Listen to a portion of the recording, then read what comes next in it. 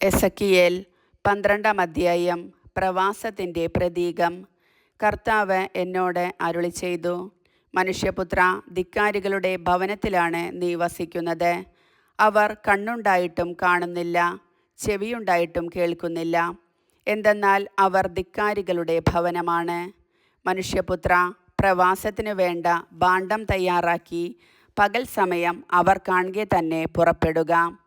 പ്രവാസിയെപ്പോലെ സ്വന്തം സ്ഥലത്തുനിന്ന് മറ്റൊരിടത്തേക്ക് അവർ നോക്കി നിൽക്കെ തന്നെ നീ പോകണം. ധിക്കാരികളുടെ ഭവനമാണെങ്കിലും ഒരു പക്ഷേ അവർ കാര്യം മനസ്സിലാക്കിയേക്കും. നിന്റെ ഭാണ്ഡം പ്രവാസത്തിനുള്ള ഭാണ്ഡമെന്ന പോലെ പകൽ സമയം അവർ കാണുക നീ പുറത്തേക്ക് കൊണ്ടുവരണം. പ്രവാസത്തിന് പോകുന്നവരെ പോലെ നീ സായംകാലത്ത് അവർ നോക്കി നിൽക്കെ പുറപ്പെടണം. അവർ കാണുക ഭിത്തിയിൽ ഒരു ദ്വാരമുണ്ടാക്കി അതിലൂടെ കടന്നു പോകണം. അവർ നോക്കി നിൽക്കെ തന്നെ നീ ഭാണ്ഡം തോളിലേറ്റി ഇരുട്ടത്ത് പുറത്തു കടക്കുക. നിലം കാണാതിരിക്കാൻ നീ മുഖം മൂടിയിരിക്കണം. എന്തെന്നാൽ നിന്നെ ഞാൻ ഇസ്രായേൽ ഭവനത്തിന് ഒരു അടയാളമാക്കിയിരിക്കുന്നു. എന്നോട് കൽപ്പിച്ചതുപോലെ ഞാൻ ചെയ്തു. പ്രവാസത്തിനുള്ള ഭാണ്ഡമെന്ന പോലെ എൻ്റെ ഭാണ്ഡം പകൽ സമയത്ത് ഞാൻ പുറത്തു കൊണ്ടുവന്നു. സായംകാലത്ത് എൻ്റെ കൈകൊണ്ട് തന്നെ ഭിത്തി തുരന്ന് ഭാണ്ഡം തോളിലേറ്റി അവർ കാണുക തന്നെ ഇരുട്ടത്ത് ഞാൻ പുറപ്പെട്ടു. പ്രഭാതത്തിൽ കർത്താവ് എന്നോട് അരുളിച്ചെയ്തു, മനുഷ്യപുത്രാ, ഇസ്രായേൽ ഭവനം, ധിക്കാരികളുടെ ആ ഭവനം, നീ എന്താണ് ചെയ്യുന്നതെന്ന് ചോദിച്ചില്ലേ?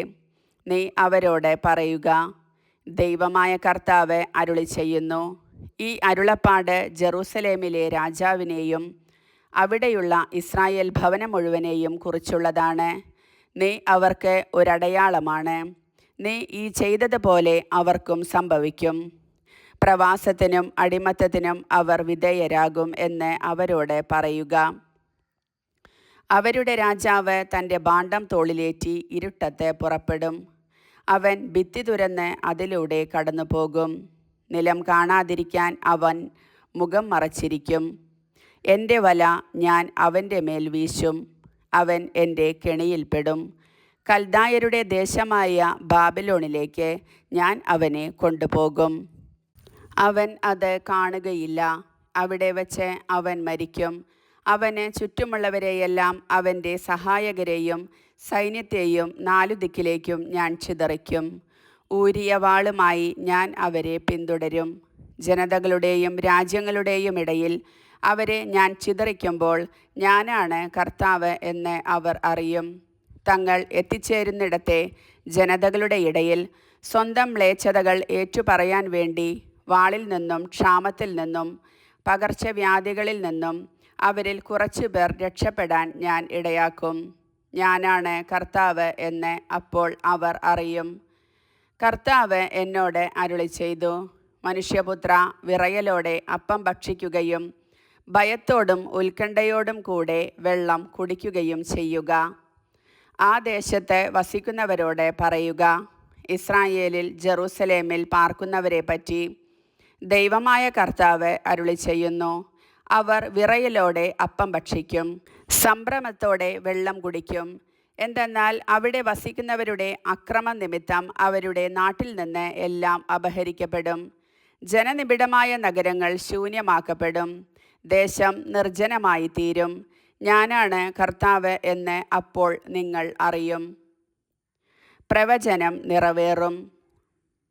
കർത്താവ് എന്നോട് അരുളിച്ചെയ്തു, മനുഷ്യപുത്ര, നാളുകൾ നീളുന്നു, ദർശനം നിറവേറുന്നില്ല എന്ന് ഇസ്രായേലിൽ നിലവിലിരിക്കുന്ന പഴമൊഴിയുടെ അർത്ഥമെന്താണ്?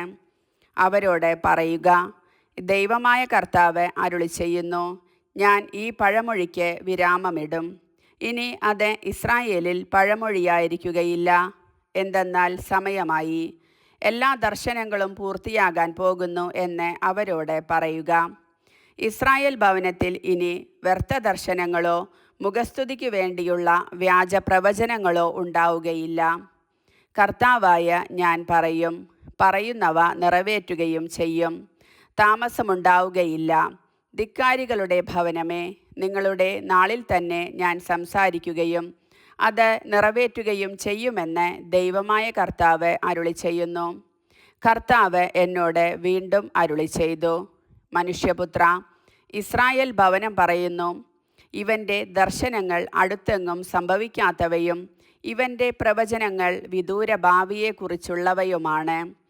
ആകയാൽ നീ അവരോട് പറയുക, ഞാൻ പറഞ്ഞ കാര്യങ്ങൾക്ക് ഇനി ഒട്ടും വിളംബം സംഭവിക്കുകയില്ല, അവ നിറവേറ്റുക തന്നെ ചെയ്യും എന്ന് ദൈവമായ കർത്താവ് അരുളി ചെയ്യുന്നു. കർത്താവിൻ്റെ വചനം.